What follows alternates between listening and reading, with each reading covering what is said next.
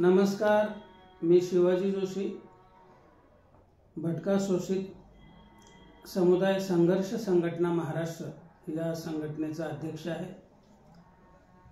आज आपल्यासमोर येण्याचं कारण असं, परवा 22 सप्टेंबर 2024 रोजी विदर्भाची पंढरी असणाऱ्या शेगाव येथे आपल्या BS4ची राज्यस्तरीय परिषद आपण आयोजित केलेली आहे।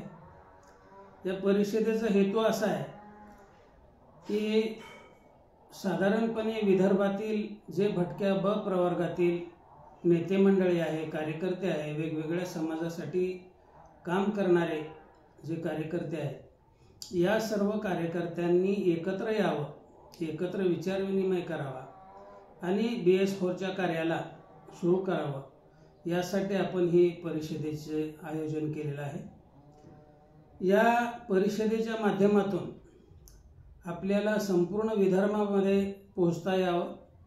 आज महाराष्ट्रामध्ये कुठे ना कुठे प्रत्येक दिवशी भटक्या ब प्रवर्गावर, म्हणजे आपल्या मूळ 28 जाती ज्या आता 38 जमाती झालेल्या आहेत, तर या जमातीवर हे वंचित आणि दुर्बल घटक असल्यामुळं आणि हा सत्ताधारी समाज नसल्यामुळं, सत्ताधारी समाज हा दुर्बल उपेक्षित समाजावर नेहमी अत्याचार अन्याय करत असतो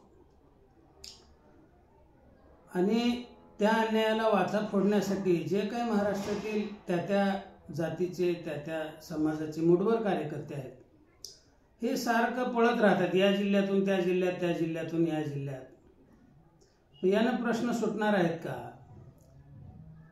त्या प्रश्नाला वाचा फोडण्यासाठी हे कार्यकर्ते तिथपर्यंत पोहोचतात। त्या प्रश्नाला वाचा फुटली नाही, फुटली तोपर्यंत दुसरी घटना घडते। BS4चा नियोजन असं आहे की या घटना दररोज आपण कुठं ना कुठं जाऊन त्याला वाचा फोडण्यापेक्षा ह्या घटनाच कशा घडणार नाही, याच्यासाठी आपल्याला कायमस्वरूपी नियोजन करावं लागेल। आपण पाहतो की साधारणपणे रस्त्याने जात असताना एखादा कुत्रा दिसला तर सहज उचलून माणूस त्याला दगड मारतो आणि ते केकाटत पळून जातं। पण आपण जर समजा पाठीच्या वेळी एखाद्या ठिकाणी आपल्या गावात उतरलो आणि घराकडे जात असताना जर रस्त्यावर 25-30 कुत्रे बसलेले असतील तर आपली हिंमत होत नाही त्या रस्त्याने जायची। आपण मग बसस्टँड किंवा सार्वजनिक ठिकाणी बसून वेळ घालवतो आणि सकाळ झाली की मग ते कुत्रे सगळे रस्त्यातून निघून गेल्याचं बघतो आणि मग तो रस्ता क्रॉस करतो।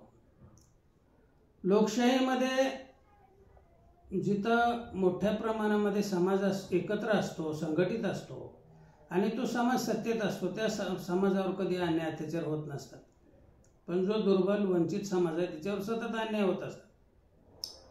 तर आपण हे अन्यायाला वाचा फोडण्याचं काम तर करावंच लागेल, पण त्यापेक्षा हे अन्यायच कसे होणार नाही यासाठी काम करणं अधिक महत्त्वाचं आहे असं मला वाटतं।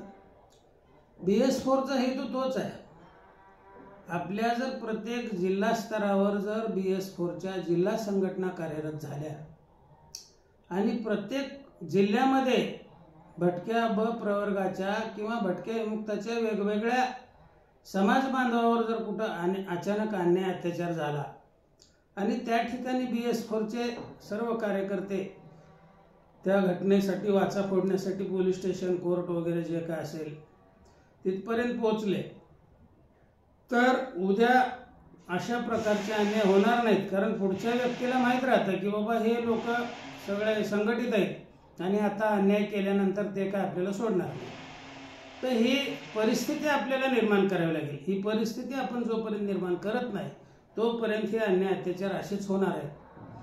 आपली 28 जाती म्हणजे आता 38 त्याच्यामध्ये झालेले आहेत। ह्या भटक्या ब प्रवर्गाच्या छोट्या छोट्या जाती एका जिल्ह्यामध्ये साधारणपणे 2000-3000 एवढी लोकसंख्या जास्तीत जास्त आहे एका समाजाची। काही समाज तर 1500 नसतील। तर ह्या सर्व समाजानं जर संघटित झालं तर एका जिल्ह्यामध्ये भटक्या ब प्रवर्गाची लोकसंख्या ही साधारणपणे 70,000 ते 2.5-3 लाखापर्यंत जाते वेगवेगळ्या जिल्ह्यामध्ये।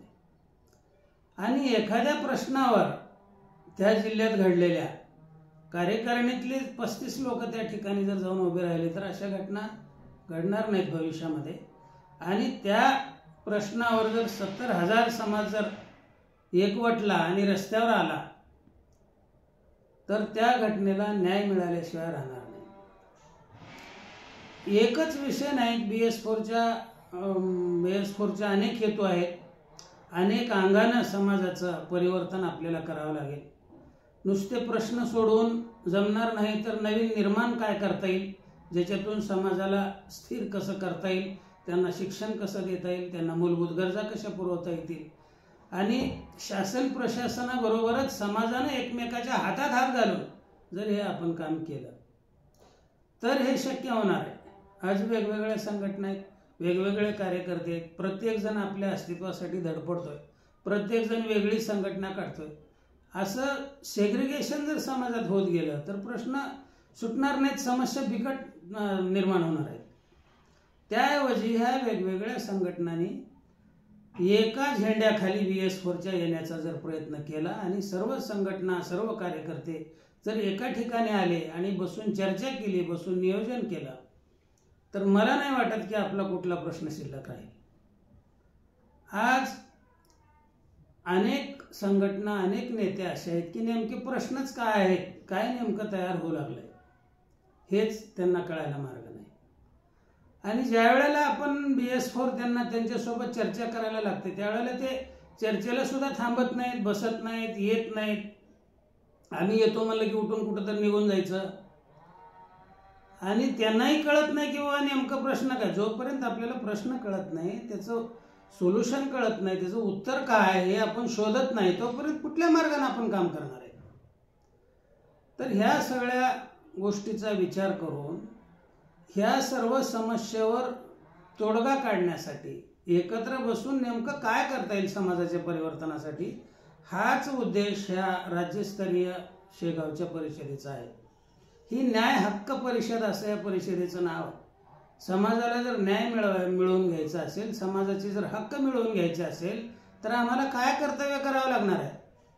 कारण जोपर्यंत आपण कर्तव्य करणार नाही तोपर्यंत आपल्याला आपले हक्क आणि अधिकार मिळत नाही. आणि कुठलीही गोष्ट भीक मागून मिळणार नाही तर आपल्याला आपले हक्क आणि अधिकार संघर्ष करून हिरावून घ्यावे लागणार आहे. तुमचे अधिकार हे घटनेने जरी दिलेले असले तरी ते घेण्याची तयारी तुमची असली पाहिजे, ती पात्रता तुमच्यात असली पाहिजे. तुम्ही ते कर्तव्य करून ती पात्रता आपल्या अंगी बाळगली पाहिजे, तरच तुम्ही ते लोकशाहीत अधिकार घेऊ शकता. भीक मागून लोकशाहीमध्ये कुठले अधिकार मिळत नसतात. तोच या परिषदेचा हेतू आहे. या परिषदेला मोठ्या संख्येनं सर्व कार्यकर्त्यांनी उपस्थित राहावं, आपले विचार मांडावे, BS4चे विचार समजून घ्यावे आणि काय नेमकं आपल्याला या भटक्या ब प्रवर्गासाठी आपल्याला करता येईल. कारण भटका ब प्रवर्ग का म्हणतोय मी, कारण हा सर्वात पूर्ण मागासवर्गीय जो समाज आहे, ह्या संपूर्ण मागासवर्गीय समाजामध्ये सगळ्यात वंचित असलेला, सगळ्यात तळात असलेला, ज्याला कुठल्याही सोयी सवलती मिळालेल्या नाहीत, असा हा प्रवर्ग भटका ब आहे. आणि म्हणून आपल्याला याला अगोदर फोकस करावं लागणार आहे. सर्वात तळागाळातल्या समाजाला अगोदर आपल्याला वर आणावं लागणार आहे, तर आपण इतर समाजाबरोबर येऊ. तर मी पुन्हा एकदा आपल्याला विनंती करतो की आपण या परिषदेला शेगावच्या सर्वांनी मोठ्या संख्येने उपस्थित राहावे. धन्यवाद.